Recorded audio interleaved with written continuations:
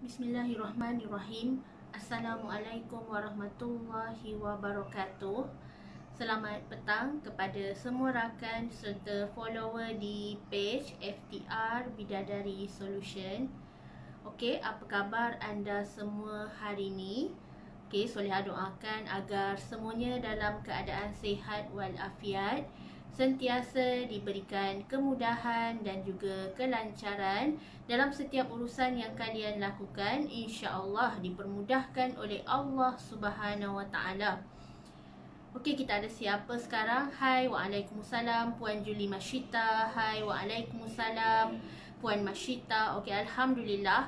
Hari ini merupakan sharing ilmu daripada Solehah hari yang ke-225. Tajuk kita hari ini adalah kelebihan apabila kita menghadiahkan bacaan Al-Quran kepada seseorang, insya-Allah ada barakahnya. Okey, sebelum tu Soleh nak minta tolong kepada anda semua, tolong sharekan dan kongsikan Solehah punya link page live pada hari ini supaya lebih ramai orang yang akan mendapat manfaat daripada perkongsian ilmu yang berkat. Hai, waalaikumsalam Puan Nur Syahidah Hamidi. Okey, alhamdulillah. Hai Puan B Hasnah, Puan Mariam Nordin. Okey, alhamdulillah. Okey, anda sudah tolong sharekan ke grup-grup Solehah punya link page live hari ni. InsyaAllah, alhamdulillah dan terima kasih. Sebelum tu, jom sama-sama kita mulakan majlis ilmu kita pada hari ini dengan selawat dan juga doa, insya-Allah. Allahumma salli ala Sayyidina Muhammad wa ala alihi Muhammad. Allahumma salli ala Sayyidina Muhammad wa ala alihi Muhammad. Allahumma salli ala Sayyidina Muhammad wa ala alihi Muhammad. Bismillahirrahmanirrahim. Allahumma ftah alaina hikmataka wa anshur alaina min khazaini rahmatika ya arhamar rahimin. Rabbi shrah li sadri wa yassir li amri wahlul 'uqdatan min lisani yafqahu qawli. Amin ya Allah ya Mujib. Hai, waalaikumsalam Puan Umi Afan Kalisha Umairah. Okey, waalaikumsalam Puan Nadia Bibi. Okey, alhamdulillah. Puan Zia Alia. Okey, thank you yang bersama-sama dengan majlis ilmu pada petang ini. Alhamdulillah. So, berbalik kepada tajuk kita hari ini, apakah kelebihan dan juga manfaat bila kita sedekahkan bacaan Al-Quran kepada arwah, kepada seseorang yang kita sayang, seseorang yang terapat dengan kita, kita sedekahkan bacaan Al-Quran ni, apakah kelebihannya dan apakah hukumnya sebenarnya? Okey, bila kita sedekahkan bacaan Al-Fatihah kepada arwah yang masih hidup sebenarnya itu adalah sesuatu yang sangat-sangat mulia, di mana ini adalah amalan yang sangat-sangat dituntut dan diharuskan kepada kita sebagai umat Islam, sentiasa menambah amal, sentiasa menambah kita punya saham pahala kita, kerana apabila kita sedekahkan orang, insya-Allah the more you give, the more you get back. Ada manfaat yang akan datang balik kepada diri kita. Sebagai contoh, kalau kita sedekahkan bacaan Yasin kepada orang yang sedang sakit kan, duk kita ziarah saudara mara yang sedang sakit, tak sihat, lalu apa yang kita doakan kebaikan kepada orang tersebut, insya-Allah kebaikan tu akan datang balik kepada kita, di mana Allah mengurniakan rahmat dan barakah kepada diri kita asbab ketulusan hati kita, keikhlasan hati kita untuk membantu meringankan bebanan kesakitan yang ditanggung. Sebagai contoh, kita tengok orang dalam keadaan nazak, sakaratul maut, lalu kita sedekahkan dia bacaan Yasin, kita buatkan dia air bacaan Yasin, kita sedekahkan dia Al-Fatihah 41 kali, lantas Allah mengurniakan kebaikan dan rahmat kepada kita. Okey, kita lihat satu persatu. Apakah lagi kelebihan apabila bacaan ayat suci Al-Quran ni kita sedekahkan kepada someone ataupun arwah, tak kisah, insya-Allah. Yang pertama, dari segi pahala akan mengalir pahala yang takkan berhenti-henti mengalir. Lalu apa yang kita sedekah ni akan menjadi saham akhirat kita, akan menjadi tiket kita untuk masuk ke syurga Allah Subhanahu Wa Taala. So bila pahala ni mengalir tak putus-putus, insya-Allah banyak sangat kelebihannya. Allah akan hisap dan Allah akan berikan kelebihan nanti di hari akhirat. Kita dapat naungan, dapat syafaat, dapat kemudahan untuk meniti titian siratal mustaqim, bebas daripada azab kubur, dan kita insya-Allah dipermudahkan sangat jalan untuk menuju ke syurga Allah Subhanahu Wa Taala. Okey, yang seterusnya, bila kita sedekahkan bacaan ayat Al-Quran, surah Yasin ke Al-Fatihah ke surah-surah khusus yang tertentu ke, insya-Allah Allah akan menggugurkan serta Allah akan mengampunkan dosa orang tersebut dan Allah juga akan mempermudahkan urusan kita. Sebagai kita kenal kan, arwah suami ke, arwah isteri ke telah meninggal dunia, arwah mak ayah kita telah meninggal dunia. Kadang-kadang kita tak tahu bagaimana kehidupan dekat dunia ni. Just tugas kita sebagai anak, sebagai saudara terdekat, sebagai tanggungjawab kita sesama Muslim, hendaklah kita mendoakan Allah mengampunkan segala dosa-dosa mereka, dosa kita, dosa sesama Muslim. InsyaAllah bila kita doakan kebaikan orang lain, kita doakan side orang lain, insya-Allah Allah akan mempermudahkan urusan kita. Allah akan mempermudahkan keampunan dan Allah akan memberi maghfirahnya kepada kita. So takkan rugi. Takkan rugi kita yang sentiasa berkorban untuk dia, sentiasa menyedekahkan Al-Fatihah, menyedekahkan ayat-ayat suci Al-Quran, kita buatkan tahlil, kita buatkan bacaan Yasin. InsyaAllah semua tu akan mempermudahkan urusan semua insan. InsyaAllah Allah akan mempermudahkan jalan kita untuk mendapat rahmat dan redha daripada Allah Subhanahu Wa Taala. Okey, yang seterusnya, Allah akan mempermudahkan urusan kita dekat dunia maupun di akhirat. Bila Allah dibayar cash, Allah dia berikan kelebihan dekat dunia lagi dah Allah nampakkan. Bila kita bantu orang, kita mempermudahkan urusan orang. Sebagai contoh, kita join pergi majlis-majlis seperti majlis Maulidur Rasul ke, majlis Isra Mi'raj ke, and then dalam majlis tu ada bacaan khatam Al-Quran, bacaan surah Yasin beramai-ramai. So semua tu sebenarnya bila kita buat secara berjemaah, kekuatan untuk Allah makbulkan hajat-hajat kita, untuk Allah makbulkan doa kita ni lagi strong. Sebagai contoh, kalau anak kita nak periksa kan, selalu pihak sekolah akan mengadakan bacaan Yasin, pihak sekolah akan mengadakan majlis, ibu bapa datang sama-sama mendoakan secara berjemaah beramai-ramai. Dan insya-Allah kita tak tahu doa yang mana satu Allah angkat. Adakah doa ibu tersebut, adakah doa bapa tersebut, doa guru-guru sendiri pun sangat-sangat makbul dan tiada hijab insya-Allah. So bila kita beramai-ramai berjemaah, lagilah strong. Kita jaga adab kita dengan Allah, kita jaga adab kita berdoa, berpakaian kita macam mana. InsyaAllah Allah tu maha mempermudahkan cara. Anak-anak dapat keputusan cemerlang, anak-anak dapat menjawab periksaan dengan mudah. Dan insya-Allah segala urusan sangat-sangat mudah, sangat-sangat lancar. Allah bagi kekuatan fikiran yang sangat-sangat luar biasa.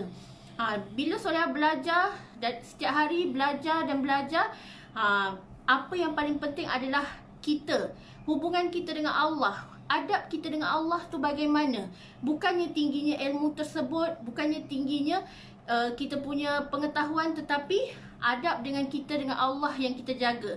Andai kita letakkan adab nombor satu dengan Allah, semua kita jaga, insya-Allah Allah akan memberikan kurniaannya sangat luar biasa. Anda jaga je part adab insya-Allah. Okey, yang seterusnya, kelebihan bila kita sedekahkan bacaan surah Al-Fatihah ke surah ayat-ayat Al-Quran kan, insya-Allah ingatan akan bertambah segar, ingatan kita akan bertambah mantap, kita tak jadi seorang yang pelupa. Dan kalau kita lihat ibu bapa kita kan, kadang-kadang kan umur dia dah 60, 70 tapi tak ada lagi penyakit nyanyuk tu. Sebab bila kita selalu amalkan ayat-ayat Al-Quran ni, sedekahkan Al-Quran sambil-sambil kita baca kat diri sendiri, niatkan Allah memberikan kemudahan, Allah melancarkan urusan, sebenarnya di situlah Allah memberikan kesihatan luar biasa, akal fikiran yang cergas, mata yang terang. Yelah, kita kalau dah tua-tua kan, kebanyakannya orang dah mula dah pakai spek mata, mula dah ada penyakit rabun dan tak nampak jelas tulisan dekat Al-Quran. Tetapi bila kita selalu menjaga Al-Quran ni, kita selalu ulang-ulang baca, and then kita sedekahkan pula kepada sesiapa, insya-Allah ingatan kita semakin kuat, hati kita insya-Allah dibersihkan oleh Allah Subhanahu Wa Taala atas amalan yang kita lakukan secara istiqamah ni. So tak akan rugi. Sebab tu saya kata istiqamah lakukan sesuatu perkara tu, walaupun kecil, walaupun sedikit, tetapi kita tak putus-putus melakukan. Itulah konsep istiqamah dan disiplin kita yang sangat mantap, insya-Allah. Okey, dan yang seterusnya, kelebihan apabila kita sedekahkan hadiah pahala bacaan Al-Quran. Sebagai contoh kan, kalau kita dah khatam Al-Quran, macam minggu lepas Solehah khatam Al-Quran, Solehah kata dekat tim Solehah, Alhamdulillah Solehah sedekahkan pahala bacaan khatam Al-Quran, satu Al-Quran ni Solehah sedekahkan buat semua tim Solehah supaya kuat berdakwah lillahi ta'ala. Kita sampaikan niat kita, kita sampaikan hajat kita, semoga Allah permudahkan dakwah ni. Dan bila Solehah niat macam tu, Masya Allah, Tabarakallah, perasaan dekat dalam hati tu, ya Allah, yakin sangat, ya Allah, aku boleh bantu tim aku sama-sama berjaya. Ya Allah, aku boleh bantu lahirkan lebih ramai jutawan macam diri Solehah sendiri. So insya Allah, bila kita tahu niat kita, fokus kita, utama kita apa yang kita nak lakukan, insya Allah, Allah mengikut sangkaan hamba-Nya. So Solehah rasa sangat-sangat, ya Allah, seronoknya perasaan ni. Yelah, kita nak bantu tengok tim kita berjaya berjemaah, nak tengok sama-sama ramai kawan-kawan kita berjaya kerana Allah Subhanahu Wa Taala. Dan kelebihannya, bila kita sedekahkan bacaan Al-Quran ni, insya-Allah dari segi riak wajah kita, Allah mengurniakan wajah yang awet muda. Kita tak tahu pun umur dia tu, rupa-rupanya umur dia dah 40-an, tapi kita nampak dia macam bidadari syurga, nampak macam sweet 17 kan. Itulah kelebihan Allah berikan buat sesiapa yang menjaga Al-Quran, yang sentiasa menanamkan serta menyimpan segala kelebihan-kelebihan, menjaga adab dengan Al-Quran, maka Allah mengurniakan wajah yang bersih, bercahaya-cahaya, ada nur, awet muda, sedap mata memandang. Itu kelebihan bila kita lihat dekat dunia. Dekat akhirat nanti Allah janjikan itulah bidadari syurga yang takkan pernah tua-tua, yang sentiasa muda, remaja, 17 tahun, cantik, rupawan, muda, dan sentiasa orang kata masih anak dara. InsyaAllah. Okey, dan yang terakhir, bila kita sedekahkan hadiah pahala kita kepada diri kita ke sesiapa sahaja arwah, dan kita mempermudahkan segala doa-doa kita sampaikan dengan penuh hati, insya-Allah kita akan sentiasa dikasihi oleh Allah Subhanahu Wa Taala. Allah sangat-sangat mengasihi orang yang bila dia mengaji, dia tahu apa tafsir Al-Quran, apa ayat tersebut. Bukan baca sekadar baca. Kita pun kena baca Al-Quran ni ada adab. Sebagai contoh, orang yang hafal Al-Quran, kalau dia dah hafal Al-Quran and then dia tinggalkan Al-Quran dan dia tak amalkan, lalu Allah akan murka. Sebab tu orang yang hafiz Al-Quran ni, dia akan sentiasa pegang Al-Quran tu dalam dada dia sampai akhir hayat dia. Jangan lupa, jangan tinggalkan. Sama juga kita, kalau kita tak mampu nak hafal Al-Quran, kita just amalkan Al-Quran tu, bacaan harian kita, kita tak tinggal. Tak apalah, sesibuk macam mana pun kita, kalau kita ada kelas ke, ada urusan dekat luar pun, insya-Allah kita, walaupun kita baca satu hari, satu muka surat pun, Allah sangat mempermudahkan urusan kita. Yang penting, kita jangan tinggalkan Al-Quran. Jangan lupa untuk sedekahkan buat mak ayah kita yang telah berada di alam sana. Sampaikan pahala buat mereka, sampaikan doa dan keampunan buat mereka, minta Allah ampunkan dosa mereka, Allah mempermudahkan urusan mereka. Sangat luar biasa. Sangat luar biasa mukjizat Al-Quran ni yang diturunkan kepada Nabi Muhammad sallallahu alaihi wasallam, sangat luar biasa. Dan Allah telah menjanjikan Al-Quran ni takkan lenyap sampai hari kiamat, terpelihara. Anda boleh tengok keajaiban demi keajaiban. Bila banjir berlaku, bila kebakaran berlaku, ada bukti kekuasaan Allah. Al-Quran tak musnah, Al-Quran tak terhapus. Sebab apa? Allah memang melindungi Al-Quran ni sampai hari kiamat. Apatah lagi bila kita baca, kita amalkan, kita tahu apa maksud ayat tersebut, kita baca tafsirannya. Subhanallah, Masya Allah, sangat luar biasa. Akan terserap dekat hati kita, terserap elok dekat hati kita bahawa Allah ni sangat-sangat baik, nak bagi kita pahala, nak bagi kita kebaikan, nak tambah rahmat dalam kehidupan kita adalah kerana kita amalkan Al-Quran, kita jaga Al-Quran, kita jaga adab dengan Allah Subhanahu Wa Taala. So jangan rasa perkara ni remeh, jangan rasa perkara ni tak penting, tetapi itulah jantung dan nadi hidup kita. Jangan tinggalkan Al-Quran, walau sehari pun mesti juga baca, melainkan kita uzur syar'i.